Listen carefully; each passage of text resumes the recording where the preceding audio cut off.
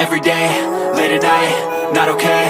All I want, and I pray, all I need are some better days. Fuck me, I'm looking in the mirror, so foggy, but I've never seen clearer. I don't really think anyone can save me, and honestly I'm not really sure I want saving. I like to be my own worst enemy. There's no risk if you don't try at anything, so I'ma just keep buying everything. See you in the next life, have to be a better me. I don't think that my head's on straight, gotta flip it and grip it and go and get an x-ray.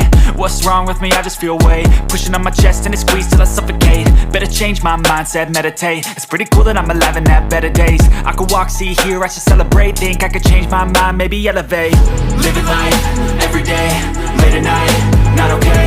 All I want, and I pray, all I need are some better days. Yeah, all I need are some better days. Cause all I want, and I pray, I believe in the better days. I'm kinda stuck between a rock and a hard place. Do I work hard, or live at my pace? You're only young once, yeah that's all great, but I also want a future where I'm okay. Living life is doing lots of cocaine. Wait no, it's living with